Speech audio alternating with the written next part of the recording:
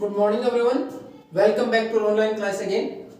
In the last class we have started a new lesson India after independence कि आजादी के बाद भारत की स्थिति कैसी थी and we have discussed regarding so many problems faced by India at the time of independence. तब हमने देखा था कितनी सारी परेशानियों का सामना करना पड़ा था. First we were divided nation as India and Pakistan. एक तो भारत के दो हिस्से हो गए, भारत और पाकिस्तान.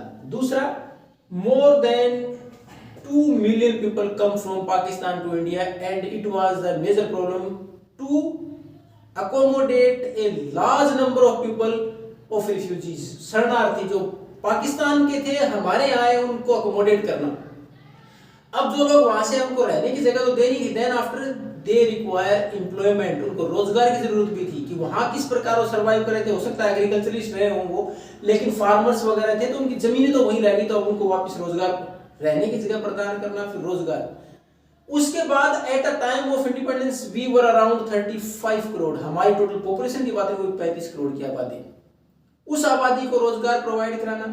उसके बाद हमारी इकोनॉमी की हालत इस प्रकार की कर रखी थी अंग्रेजों ने, we were not developed in the secondary sector. खासकर सेकेंडरी सेक्टर का कोई ज्यादा डेवलपमेंट नहीं हुआ था भारत में.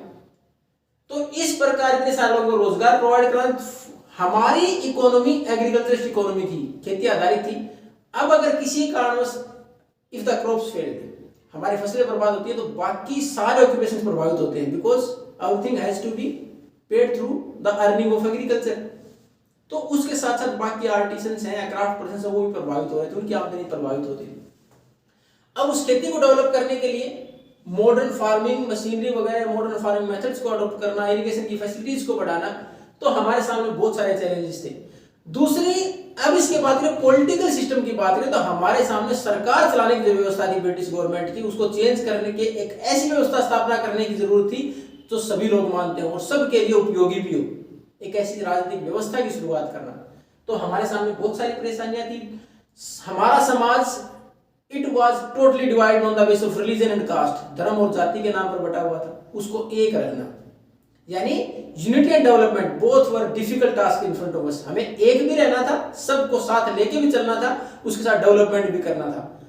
There were 565 provincial states at that time. उस टाइम पर 565 तो रियासतें थी जिनको एक करना था, एक भारत का रूप देना था. अब हमारे सामने हमने किस प्रकार एक एक करके उन प्रश्नों से बाहर निकले और व्यवस्थाएं की. तो आजादी के बाद की बात करें, सबसे पहले we focused on the political system of India. हमने अपनी राजनीतिक व्यवस्था पर ध्यान दिया कि how to regulate the country, नियम किस प्रकार के बनेंगे. Then we made and adopted a new constitution. हमने एक नए संविधान का निर्माण किया, उसको अपनाया. अब वो संविधान जब बनाया गया तो उसमें देखो समय भी बहुत ज्यादा लगा, 2 साल 11 महीने 18 दिन, 2 years 11 months and 18 days. The beginning was done in December 1946. अगर डेट लिखना साइंस में लिख सकते हैं, आपकी बुक में लिख देखिए 9th of December 1946 to November 1949 means 26 नवंबर, दोनों डेट लिख सकते हो, बुक में नहीं दे रखी हैं. ये हमारा कंप्लीशन था. 9 दिसंबर को पहली मीटिंग हुई, 26 नवंबर को हमारा संविधान बन के तैयार हुआ और लागू कब हुआ? 26 जनवरी 1950 को.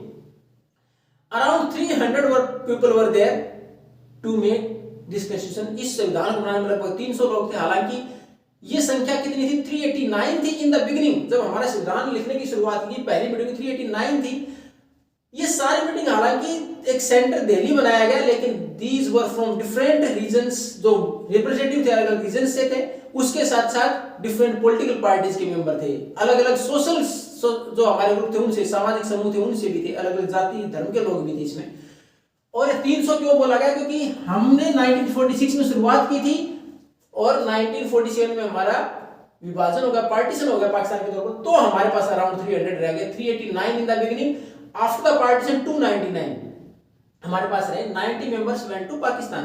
तो लगभग 300 लोगों ने महत्वपूर्ण भूमिका निभाई.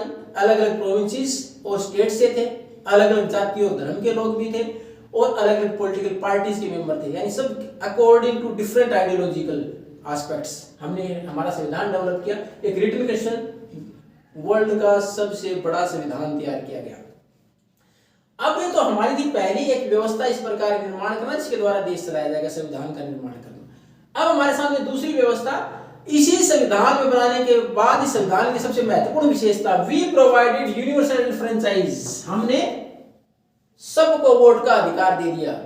In the beginning it was 21 years, जब संविधान लागू किया तब 21 साल से जिसकी उम्र ज्यादा थी, महिला पुरुष किसी भी धर्म से हो, कितनी शिक्षा हो, अमीर है गरीब है, कोई भेदभाव नहीं किया गया, सबको वोट का अधिकार दे दिया गया।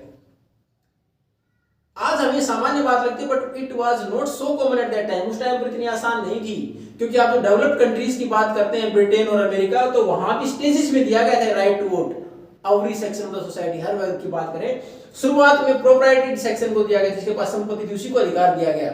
उसके बाद एजुकेटेड को शामिल किया गया। उसके बाद नॉन प्रोप्राइटेड, संघर्ष करना पड़ा उन लोगों को जो वर्कर क्लास से थे उनको, और सबसे लास्ट में महिलाओं को 6th क्लास में आपने पढ़ा है।